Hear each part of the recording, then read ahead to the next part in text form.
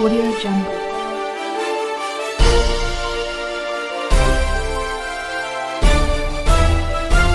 Audio Jungle. नमस्कार, स्वागत है आप सभी का इंडिया टीवी 360 में और आप देख रहे हैं जौनपुर से संवाददाता सूरज जायसवाल की रिपोर्ट। प्रदेश तरक्की पर तो विपक्ष दंगा कराने पर आमादा दिनेश शर्मा। पौवा नहीं पावर के लिए करें मतदान, संजय निषाद। प्रदेश के उप मुख्यमंत्री दिनेश शर्मा ने कहा कि प्रदेश तरक्की की राह पर है तो विपक्ष दंगा कराने पर आमादा है।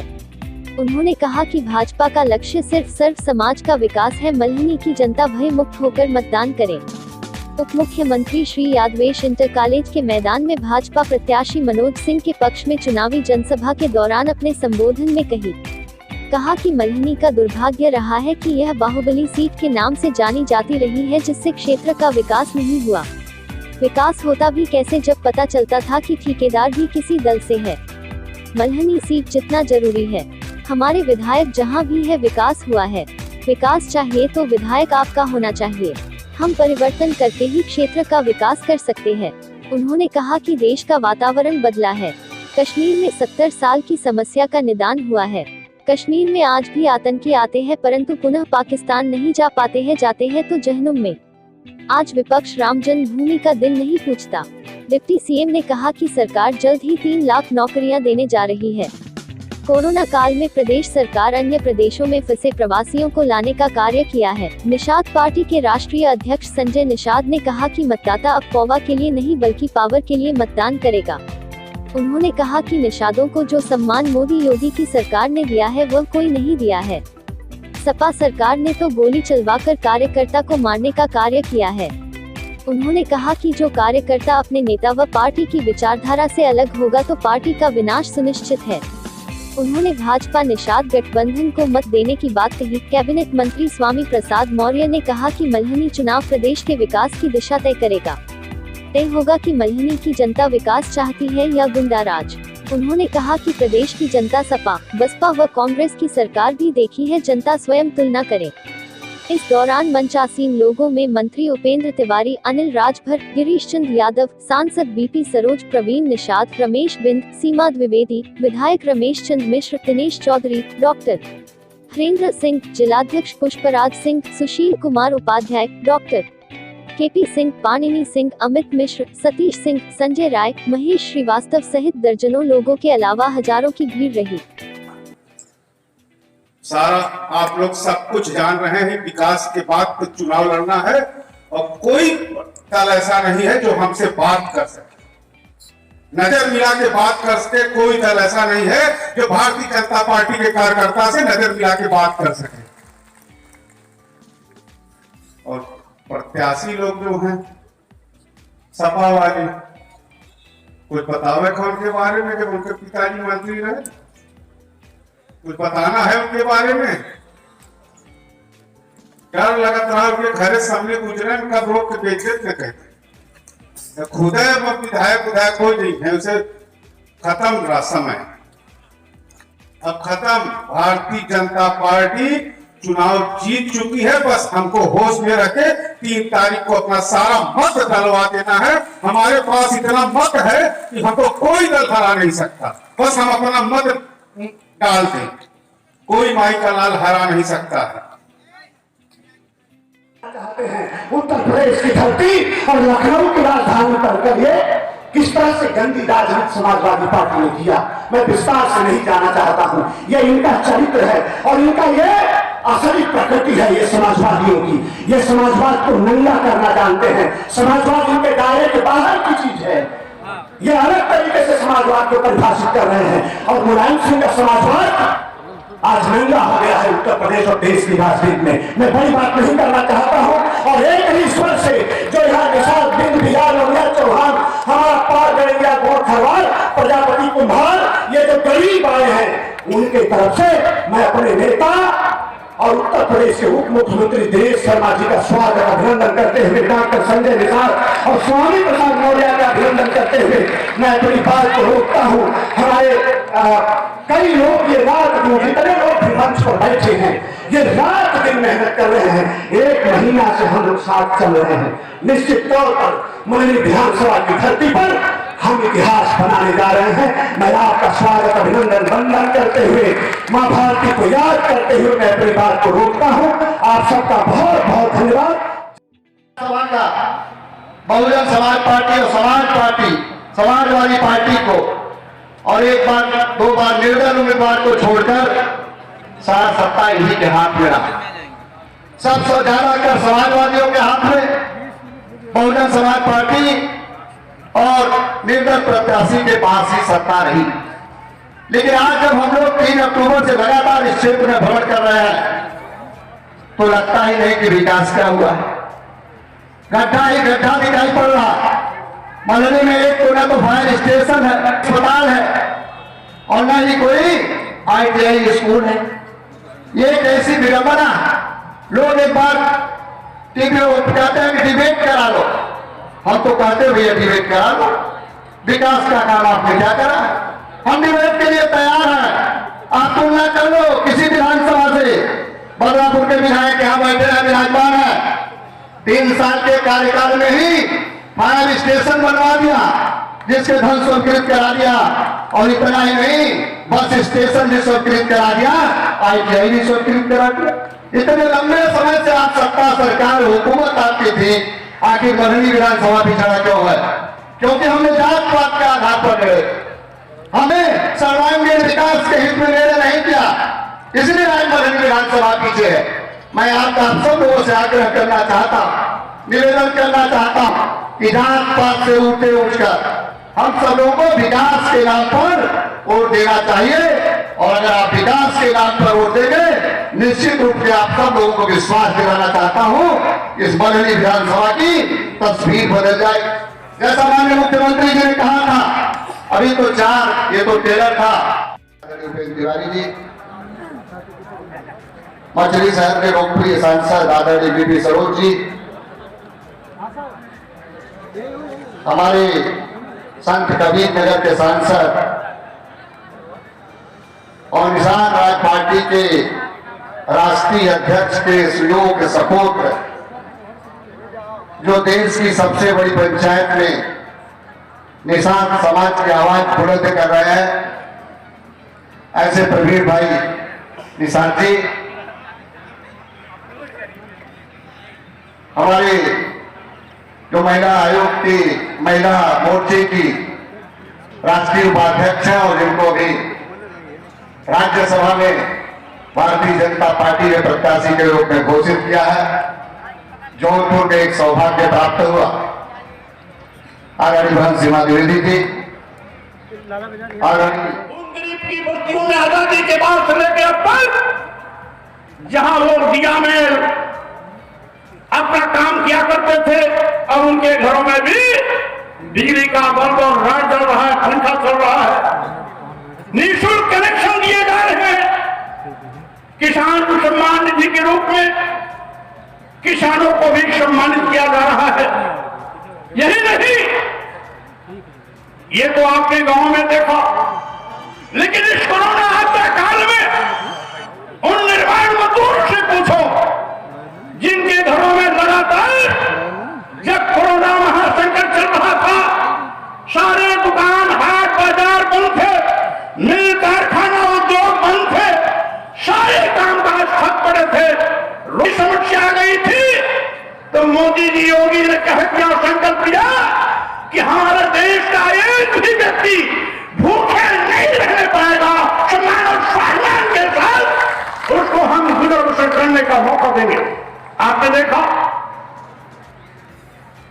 40 लाख निर्माण मजदूर, दिहाड़ी मजदूरों को लगातार 3 महीने तक 1,000 रुपए की आर्थिक सहायता दिया गया। जितने भी पेंशन भोगी रहे, सभी पेंशन भोगियों को 2-2 महीने की इकट्ठा की पेंशन धनराशि उनके खाते में दी गई। यही नहीं, हमारे मनरेगा के मजदूरों को भी पिछले बकाए मजदूरी का 700 करोड़ रुपए का भुगतान किया गया। साथ ही साथ मार्च के महीने से ही उनको काम करना शुरू किया और जिसका नतीजा है कि आज पूरे उत्तर भैया थाली लेकर था लोग कहना तुम्हें भोजन ले करे भोजन ला कर आओ की हाल हो गया है। तो उनके बारे में बोले मतलब अपन जबान खराब करब हम आओ कि ना है उनके बारे में बोलना और शायद जितनी उम्र है उनकी उससे ज्यादा मुकदमे उनके ऊपर और सुशासन की बात करते हैं। सुशासन की बात करते हैं। एक चीज तो मैं भूल गया, बहस सीमा जी यहाँ है, मैं अपने प्रदेश नेतृत्व शीर्ष नेतृत्व को पूरे जौनपुर की तरफ से धन्यवाद देता हूं आपको राज्यसभा भेजने के लिए। पूरे देश के नेतृत्व प्रदेश नेतृत्व सबको यहीं से मैं चरण छूते धन्यवाद देता हूं। उन्होंने हमारी बहन को राज्यसभा में भेजा है और अब ज्यादा कुछ नहीं कहूंगा। आप लोगों से बस मल्हनी के विकास के लिए अपने क्षेत्र के विकास के लिए भारतीय जनता पार्टी को और कोई दल विकास की बात नहीं करता है। हमारा दल केवल विकास की बात करता है। यहाँ से हमारा प्रत्याशी अगर मनोज सिंह जीतते हैं तो मैं निश्चित वादा करता हूँ, हमारे मुख्यमंत्री जी कह के गए हैं कि हम जाति जो बनी है वो शादी ब्याह के लिए, और जो धर्म बना है जिन धर्मों के हम अनुयायी हैं उनके अनुसार पूजा पाठ करने के लिए। लेकिन ये जो मतदान है, 4 ऐसे महत्वपूर्ण दान हैं, पिंडदान, मतदान, गौदान, कन्यादान। मैं उसकी भी जिक्र करना चाहता हूं। आदरणीय अनिल जी, कन्यादान जब अपनी माँ और बाप, माँ और पिता अपनी बेटी का कन्यादान कर देता है, एक जिम्मेदारी से मुक्ति के साथ साथ उस कन्या का एक घर, नया घर बनता है और उसके जीवन में खुशहाली आती है। उसी प्रकार से जब आप मतदान करेंगे और मतदान करेंगे जब आपका वो जो जनसेवक होगा, जो चुना जाएगा, जो आपकी मूलभूत आवश्यकता है, जो विकास की बात है, चाहे वो सड़क हो, चाहे वो नाली हो, चाहे वो खड़ंजा हो, चाहे वो बिजली हो, इन सब मूलभूत आवश्यकताओं को विधानसभा में अपनी आवाज बुलंद करके वो आपके बीच उस योजना को लाएगा। उन्हें बर्बाद किया जा रहा है और सूची के अनुसार इन्हें अनुसूचित जाति का सर्टिफिकेट मिलना चाहिए। बातचीत जारी है, समय दे दो। धारा 370 खत्म करने में 70 साल लग गया। 70 नेताओं को कुर्बान करना पड़ा था भारतीय जनता पार्टी को, तो तुम्हें सभा को कर रहे हैं। आप जानते हो इस समय के बदलाव के साथ आज उपचुनाव हो रहा है। आज सुबह हम लोग और संजय निषाद जी, स्वामी प्रसाद मौर्य जी लोग निकल रहे थे तो एयरपोर्ट पे हमने टेलीविजन में एक पट्टी चल रही थी समाचार की। आदरणीय मायावती जी का बयान आ रहा था और बयान में नीचे आ रहा था, लिख कर आ रहा था, समाजवादी पार्टी के अध्यक्ष के बारे में लिख रहे थे कि सबसे बड़े धोखेबाज है। हम नहीं कह रहे, ये बहुजन समाज पार्टी के राष्ट्रीय अध्यक्ष बोल रही है। और फिर जो दूसरा शब्द उनका लिखा हुआ आ रहा था कि साजिश करता है, इन लोगों ने, समाजवादी पार्टी ने मेरी हत्या की साजिश की थी। तीसरा लिख के आ रहा है कि ये धोखे वालों की पार्टी है। आज समझ में आ रहा है कि इनको समझ में आ रहा है कि इसमें बयान दे रही कि इनके साथ जाना मेरी जिंदगी की सबसे बड़ी भूल थी। सबसे बड़ी भूल थी साथ में जाना। आज इसका एहसास आपको हो रहा है। लेकिन सब चक्रधारी है, हमें किसी की चिंता नहीं है। हमारे साथ इतना बड़ा जन सैलाब है। 3 तारीख को हमको इतने मत प्राप्त होंगे कि हम निश्चित रूप से मनोज भैया यहाँ से विजयी होंगे।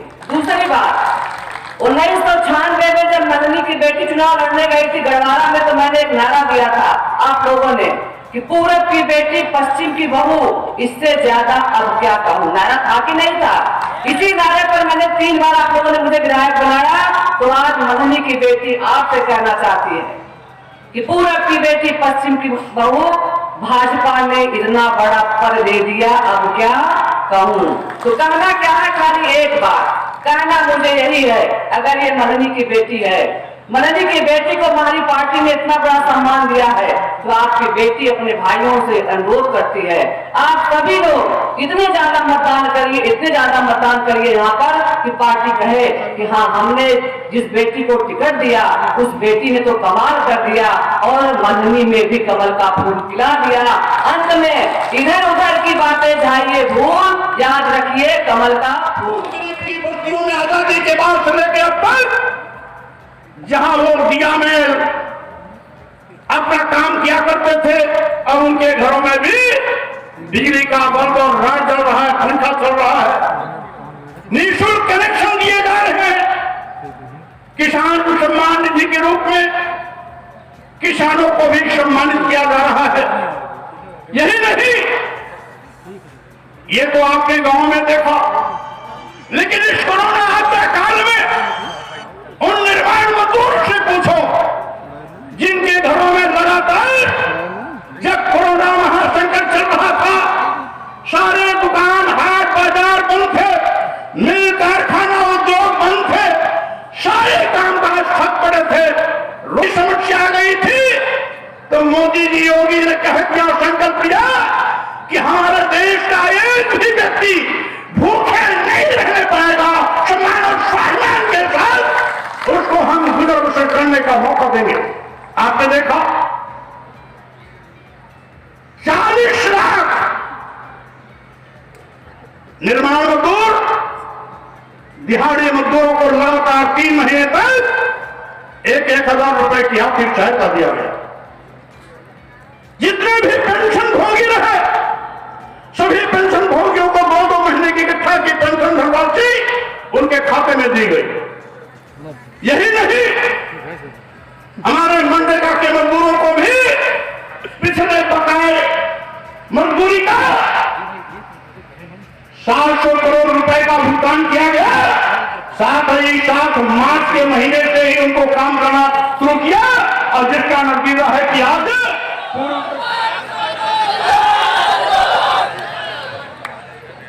प्रिंसिपल रैली में उपस्थित माताएं बहन नौजवान साथी पिता बुजुर्ग, पहले तो आप लोगों का मैं हार्दिक जोरदार तालियों से स्वागत ही चाहता हूं। ऐसे नहीं होता,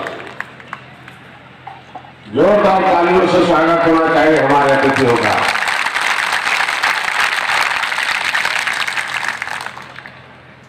आज के इस जनसभा में उपस्थित मंच पर बैठे सभी सम्मानित नेतागण, नाम लूंगा तो बहुत समय लगेगा, हेलीकॉप्टर शाम होते ही उड़ना बंद कर देता है, इसलिए माफी चाहता हूं। बस केवल आपके बीच में आपका नेता, निषाद का बेटा साइंस धरती पर पहली बार प्रधानमंत्री से, मुख्यमंत्री से और उप मुख्यमंत्री के साथ बोलने का अगर अवसर दिया है तो भारतीय जनता पार्टी ने दिया है।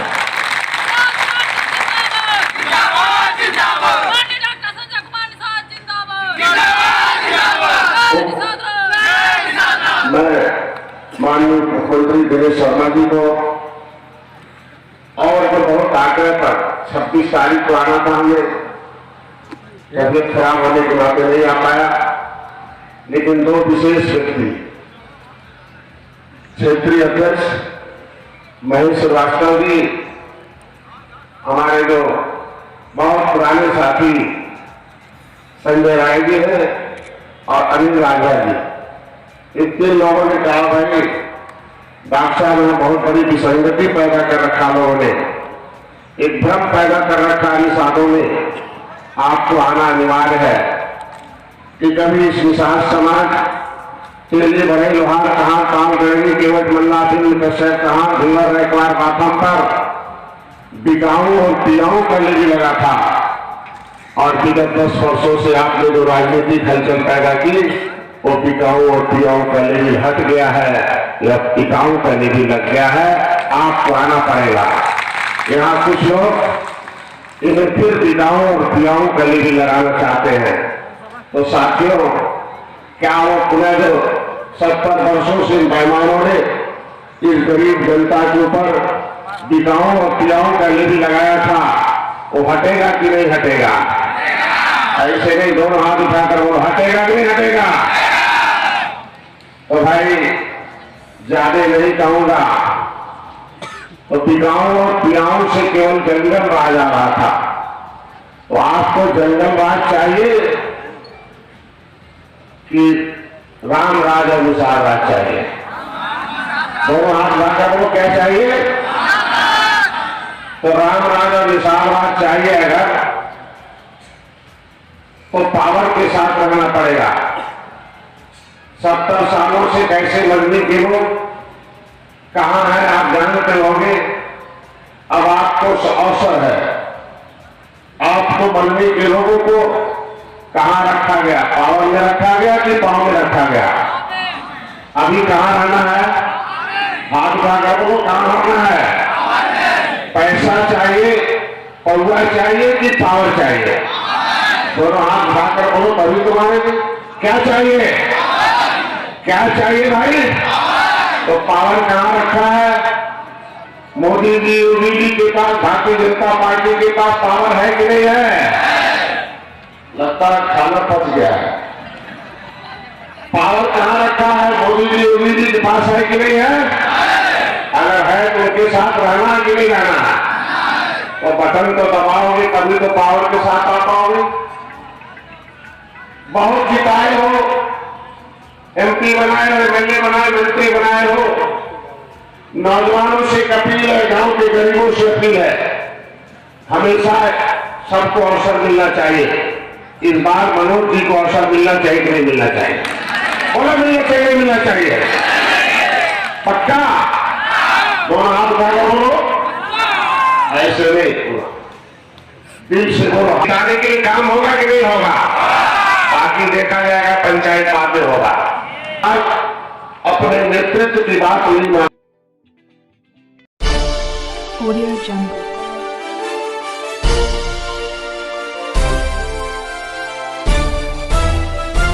Audio Jungle.